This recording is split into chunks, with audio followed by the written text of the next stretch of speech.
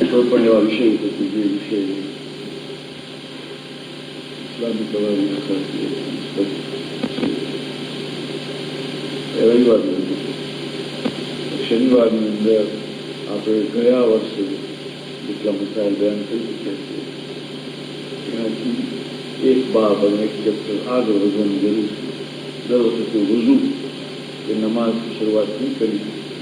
આ વખતે બાબુ તિજારત બિઝનેસ કરવાની શું હુકમ છે એના ઉપર આપણે ડિસ્કસ કરશું. બ્રોડ આઉટલાઇન કે જે બહુ જ જરૂરી છે. કારણ કે પૈગંબર અકરમ સલ્લલ્લાહુ અલૈહિ વસલ્લમ ફરમાયું કે ઇન્સાન માટે પોતાની રોજી કમાવવું, તજારત કરવી, વેપાર કરવું, બિઝનેસ કરવું મુસ્તહબ. એટલે ઇન્સાન પોતાની રોજી માટે જ્યાં નોકરી કરે, બીજાને ત્યાં પોતાની તકદીર રહે છે, બીજાનું કામ કરીને પોતે કામ પોતાના કઈ તરફથી રોજી દરેકની લખેલી છે. હવે પોતે કમાવાને બદલે બીજો કમાતો હોય એના ઉપર જઈને એના આશરા ઉપર રહે.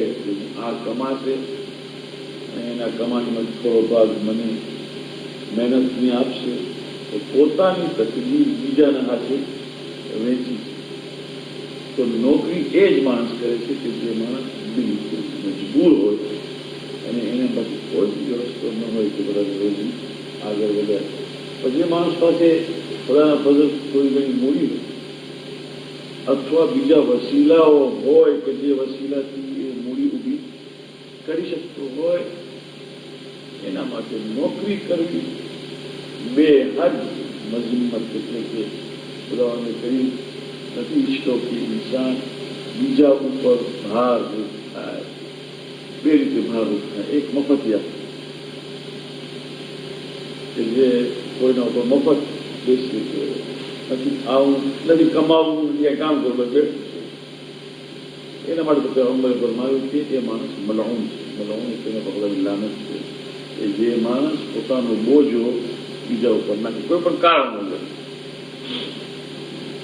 અને બીજો એ કે જે નોકરી કરે છે, નોકરી કરે છે એટલે કે પોતાની તકલીફ બીજાને નાખી પોતે કરતો તો 10 ગણું ખુદાવંદે કરી મને આપશે. તો એક રીત આ છે કમાવાની. બીજી રીત કમાવાની છે ખેતીવાડી કરવાની, ફાર્મિંગ, જે સૌથી બહેતર છે. સૌથી બહેતર છે તે ફાર્મિંગ. ફાર્મિંગથી મુરાદ જમીન ખેડવી કે પછી જમીનને લગતી દરેક જાતની બિઝનેસીસની કામ, તિજારત, ગાય, બકરા, બળદ, આ ઢોર, કેટલ ફાર્મિંગ એ પણ એમાં આવી જાય છે. અને લેન્ડ ફાર્મિંગ એ પણ એમાં આવી જાય છે. એ સૌથી બહેતર છે. એમાં કારણ શું છે? એમાં કારણ એ છે કે એમાં ઇન્સાન ખુદાવંદે કરીમ ઉપર એટલો તવક્કલ કરે છે. તવક્કુલ જે છે મોટી ચીજ છે. બીજ બોઈ તૈયાર બેઠું છે. હવે વરસાદની વાત કરીએ છીએ. પરવરદિગાર તું વરસાદ મોકલતા થાય. તડકાની વાત કરીએ કે તડકો તપશે, આમાંથી પાક નીકળશે. મહેનત પોતે કરે છે પછી ખુદા ભરોસો રાખીને બેઠો. અને હલાલ, બિલકુલ હલાલ મહેનત પોતાની આજીવિકા માટે કરે. અને લોકોને માટે રોજીનું સાધન ઊભું કરે. એટલું જ નહીં તો પૈગંબરે ફરમાવ્યું કે જો બહુ જ મોટી ખેતી ન કરી શકતો તો કમ સે કમ નાનકડી જમીન લઈને પણ વાવેતર એમાં કરવાનું શીખો. આપણા ઘરોમાં ફાર્મ છે, આગળ પાછળ દરવાજા અહીંયા લખેલા છે કે ફાર્મ હોવા જોઈએ, પણ આપણા ફાર્મની શું હાલત છે આપણે જ જાણીએ છીએ. હાથી છુપાઈ જાય એટલા મોટા ઘાસ એમાં ઉગી જાય છે, પણ જેને શોખ છે એ જાણે કે એ કેવી રીતે થાય. બીજી વાત છે કે એની અંદર જે સેટિસ્ફેક્શન છે એ તો તમે એ માણસને પૂછો કે જે માણસે પ્લાન્ટેશન કર્યું છે, પોતે પોતાના હાથે જે બીજ રોપે છે એમાંથી જે પ્લાન્ટ ઉભો થાય છે એનો સંતોષ અજબ હોય છે. ઇન્સાનને એમ થાય છે કે જો આ એક બીજ મેં પોતે વાવ્યું તો એમાં બીજ હતું, બીજમાંથી ખુદાવંદે કરીને કેટલી વસ્તુ ઊભી કરી, એમાં પાંદડા ઉભા થયા. પાંદડામાં બસ મુખ્તસર એ છે કે એક માને પોતાના બચ્ચાની પરવરિશમાં જેટલો સંતોષ થાય છે, નાનેથી મોટો કરીને પછી જુએ છે માં કે આ ગઈકાલે જન્મ્યું તો બચ્ચું મારું હવે માશાલ્લાહ એના ઘરે અવલાદ છે, માને જે સંતોષ પોતાની અવલાદની પરવરિશથી એટલો જ સંતોષ એક માણસની પોતાની જમીન થાય છે, અગર એમાંથી કાંઈ ઉગે પોતાના હાથે ઉગાડે. અગર એ ન બની શકે તો પછી વેપાર, અને અગર એ ન બની શકે તો પછી જે નોકરી. બહરહાલ પૈગંબર અકરમ સલ્લલ્લાહુ અલૈહિ વસલ્લમ બેઠા હતા અને એક માણસ ત્યાં આવીને તો એના વખાણ કહેવાય, બહુ મોટો પરહેજગાર છે, આબિદ છે, ઇબાદત બહુ કરે છે, ગુનાહ કરતો વગેરે વગેરે, ગુનાહ કરતો નથી. તો પૈગંબર પાસે બહુ વખાણ કર્યા, બહુ પ્રેઝ કર્યા. તો પૈગંબરે પૂછ્યું પોતાના મેન્ટેનન્સ માટે શું કરે છે, કેવી રીતે પોતાને મેન્ટેન કરે? તો કોઈ કીધું મેન્ટેન તો કંઈ કરતો નથી, આખો દિવસ નમાઝ પડે તો માણસો જઈને પછી કોઈ નાસ્તો આપી આવે છે, કોઈ બપોરનું ખાવાનું આપી આવે. આવી રીતે માણસો બિચારા પછી એને ફરમાવ્યું કે એની મારી નજરમાં કોઈ કિંમત નથી. એનો શબ્દો હતો, મારી નજરમાં તમે એને પછાડી નાખ્યો. કારણ કે જે માણસ પોતે કમાતો નથી એની કોઈ કિંમત. મજબૂરી વાત જુદી છે. બુઢો બાપ છે કે જેને અવલાદ કમાવીને ખવડાવે છે, માં છે, એ વાત જુદી છે. વાત એ છે કે જે માશાઅલ્લાહ શરીરમાં હજી સુધી ચાલે છે અને એને પોતાએ કમાવવું જોઈએ. પોતાની અવલાદ ઉપર માણસ બેઠો છે એ ભાર નથી, અવલાદ ઉપર ભાર નથી. ભાર ક્યારે થાય કે સમાજ ઉપર પૈગંબરની અને ઇમામ અલી ઇસ્લામની હદીસ છે, દુકાન ખોલો એથી પહેલા એના મસાઇલ શીખવું વાજિબ છે, જેથી કોઈ હરામ તમારાથી ન થાય. કુફાની અંદર ઇમામ અલી ઇસ્લામ બજારમાં ફરીને કહેતા, એ લોકો બિઝનેસ કરો પણ દુકાન ખોલ્યા પહેલા, બિઝનેસ શરૂ કર્યા પહેલા અમને પૂછો, મસાઇલ શીખી લો કે જેથી કોઈ ધંધામાં હરામ તમારે ત્યાં ના આવે. મસાઇલ શીખો. કુફામાં શું હતું કે માર્કેટ હતા, માર્કેટ એટલે કે અહીંયા ફિશ માર્કેટ, તો પછી ખાલી માછલીઓ જાય.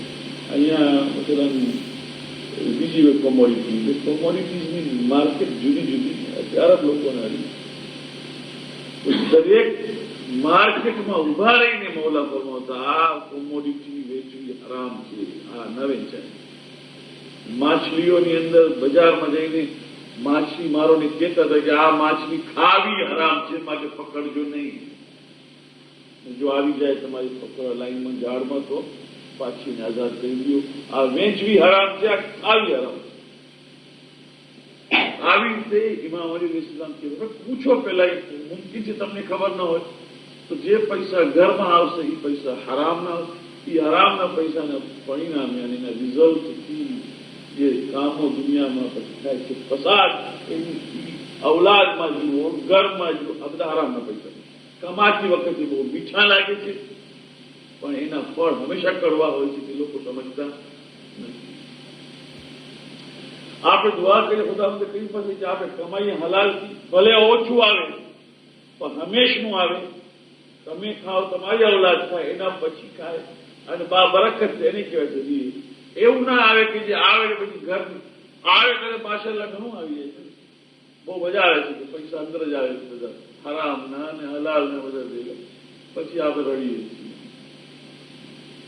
દુકાન ઇમામ જાફર સાદિક સલાવતુલ્લાહ અલૈહિ માણસ આવીને કીધું કે બહુ તંગ છું, બહુ તકલીફ છે, મોલાએ તમારી દુકાન ખોલ. મોલા દુકાન ખોલ, પણ દુકાનમાં હું એકલો વેચાવું થાય, મૂડી નથી કાંઈ, દુકાનો વેચું છું, ફરવાયું તું દુકાન ખોલ. મોલાએ કીધું ઇમામ દુકાને એક ભાડી આવી, મહિનાની અંતે ભાડી જવાનું છે ને, દુકાન તો ભાડી આવ્યો, બેસવાની ખુરશી નહોતી, કાંઈ નહોતું ને, બસ દુકાન ભાડે મહિના પછી ભાડું દેવાનું છે એટલે આરામ દુકાન ખોલી દે. એક દિવસ શું કે આ તો મોલાએ મને ભાડું કોણ બસું કાંઈ બોલ્યો ને, બીજે દિવસે ગયો, મોલાએ દુકાન ખોલી છે, આ દુકાન તો ખોલી પણ માછલી કરે છે બેસવા માટે ખુરશી નથી. મૌલા તમારી પાસે ચાલુ ખુલ્લી રાખજે. જે ટાઈમે વેપાર બજારમાં થાય છે ને એ ટાઈમે દુકાન ખુલ્લી હોવી જોઈએ. ને સવારના વહેલી ખોલવી છે. પેગમ્બરે ફરમાવ્યું કે વહેલી દુકાન ખોલનાર એટલે કે સૂરજ ઉગ્યાની સાથે રોજી વહેલી આપે. બીજે દિવસે ગયો, બીજે દિવસે પાછા અત્યારે એને બેચેની હતી. મોલાને કીધું મોલા 3 દિવસ છે એક માણસ આવ્યો નથી. દુકાન ખોલી છે. ચોથે દિવસે સવારના 4 વાગ્યાથી બેઠો ને એક વેપારી રાખે. આમ તેમ જોઈ જગ્યા કે આ જગ્યા ભાડે દેવાની, પોતે ભાડું જ છે કે હા શું છે મારી પાસે માલ એટલું બધું આવી તો જગ્યા નથી સ્ટોરેજ. જો તું કબૂલ કરતો હોય તો મારો માલ અહીંયા હું રાખું, તું બોલે એ હું તને ભાડું દઉં. માલ જેમ જેમ વેચાતો જશે એમ તારો બધા ખાલી થઈ જશે. કીધું ભલે કર્યું. એટલે ભાઈ વેપારી માલ લે, માલ અહીંયા સ્ટોક થયો, એને મહિનાની આખરી પોતાનું જે ભાડું ભરવાનું હતું એટલે 10 ગણું મળી ગયું. એ આવ્યો મૌલા પાસે, રસુલ્લાહ હું તો તાજી થઈ ગયો. મૌલાએ ફરમાવ્યું મેં તને કહ્યું એ દુકાન. મારો કહેવાનો મતલબ એ નથી. મારો કહેવાનો મતલબ એ છે કે તું કઈક શરૂઆત તો કર. હું જાણું દુકાન ખાલી હતી પણ 90% આ મૌલાના શબ્દ છે 90% લોકો દુનિયાની અંદર કમાતા નથી because of no willpower and because of no intention. ખાસ કરીને નોકરી કરવાવાળો માણસ કારણ કે ટેવાઈ ગયો છે મહિનાની આખરીએ એન્વેલોપમાં ચેક આવશે, બરાબર, take the order of mister service જે હોય એટલે વ્યાજ નથી. મહિનાની આખરીએ એશ્યોર્ડ ઇન્કમ, એન્શ્યોર્ડ ઇન્કમ આવવાની છે કિસ્સાની. હવે દુકાન કરી તો હવે મહિનાની આખરે ચેક નથી આવવાનું. એટલે હવે એની સવારના પૂછ્યું કે મુલ્લાએ કીધું તો મુલ્લાને ધંધો તો કરવો નહીં, ધંધો મારે કરવો છે, પગાર આવતી બંધ થઈ ગઈ, આ મહિનાની આખરે કઈ નહીં આવ્યું તો હું ખાઈશ શું, આ ઇન્સાન નહીં આવે. તો મૌલાએ ફરમાવ્યું કે 90% લોકો ડિફીટ થાય છે because of absence of willpower. હિંમત જ નથી કરતા. તો હિંમત કરવું જોઈએ. ખુદાવંદ કરી હિંમતથી આપે છે. અલબત્ત એ પ્રોમિસ નથી કર્યું કે કરોડો આપીશ. દરેકને એ ખુદાવંદ કરી પોતાની મરજી આપે છે. નાનકડી જગ્યાએ હજારો લાખો માણસો કમાય છે. મોટી જગ્યાઓ ખોલીને માણસો એટલું કમાતા નથી. એ વસ્તુ નથી. પણ રિસ્ક અને તમારી જરૂરિયાત અને તમારી ફેમિલીની મેન્ટેનન્સ ખુદાવંદ કરી છે. હિંમત રાખો.